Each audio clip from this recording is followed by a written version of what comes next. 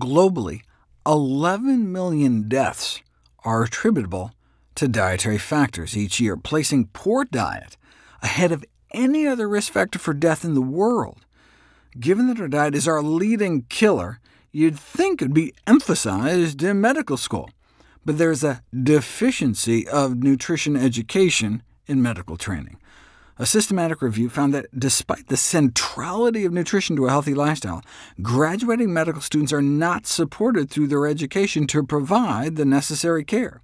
It could start in undergrad, but what's more important, learning about humanity's leading killer or organic chemistry?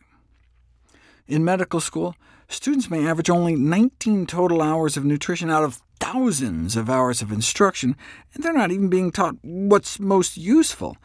How many cases of scurvy or beriberi, diseases of dietary deficiency, will they encounter in clinical practice?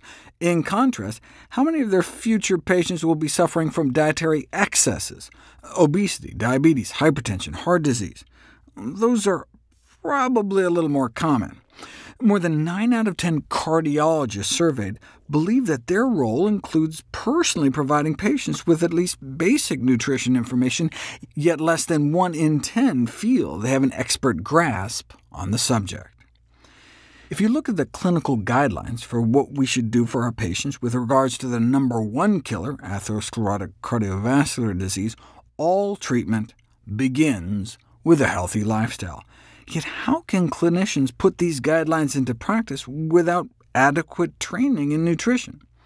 Fewer than 50% of medical schools reported teaching any nutrition in clinical practice.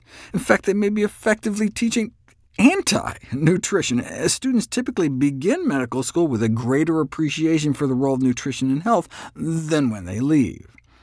This is the percentage of med students at different schools indicating that nutrition is important to their careers upon entry into medical school. A smart bunch, about 3/4 on average. OK, but then after 2 years of instruction in medical school, they were asked the same question, and the numbers plummeted. In fact, at most schools, it was 0%. Instead of being educated, they got de-educated. Had this silly notion that nutrition was important washed right out of their brains. Preclinical teaching, meaning the first 2 years of medical school, engenders a loss of a sense of the relevance of the applied discipline of nutrition. And following medical school, nutrition education during residency is minimal, or more typically, absent. Major updates were released in 2018 for residency and fellowship training requirements, and there were 0 requirements for nutrition.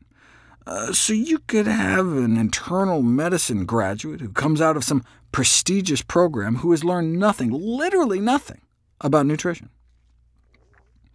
Why isn't diet routinely addressed already in both medical education and practice, and what should be done about it? One of the reasons for the medical silence in nutrition, sadly, is that nutrition takes a back seat because there are few financial incentives to support it. What can we do about that? The Food Law and Policy Clinic at the Harvard Law School identified a dozen different policy levers at all stages of medical education, and the kinds of policy recommendations there could be for the decision-makers. For instance, the government could require doctors working at the VA, at least, to get some courses in nutrition, or we could put questions about nutrition on board exams, so schools would be pressured to teach it. But as we are now, even patients who just had a heart attack aren't changing their diet. Doctors may not be telling them, and hospitals may be actively undermining their future with the food they serve the patients. The good news is the American Medical Association has passed a resolution encouraging healthy food options be available in hospitals. What a concept! The AMA hereby calls on U.S. hospitals to improve the health of patients, staff, and visitors by providing a variety of healthy food, including plant-based meals and meals that are low in fat, sodium, and added sugars, eliminating processed meats from menus, and providing and promoting healthy beverages. Nice! Similarly, in 2018, the state of California mandated the availability of plant-based meals for patients. And there are hospitals in Gainesville, Florida, the Bronx, Manhattan, Denver, and Tampa, all offering 100% plant-based meals to their patients on a separate menu, and distributing materials to inpatients to improve their education on the role of diet, especially plant-based diets, in chronic disease. Let's check out some menus. A little lentil bolognese, here's Montefiore's, a little cauliflower scramble with baked hash browns for breakfast, mushroom ragu for lunch, and a white bean stew for supper, soup, salad, and fruit for dessert. This is the first time a hospital menu ever made me hungry. Makes me want to get appendicitis and stay for a few days.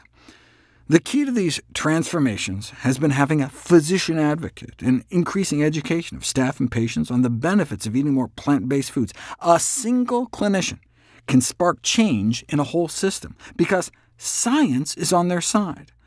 Doctors have a unique position in society to influence policy at all levels. It's about time we used it.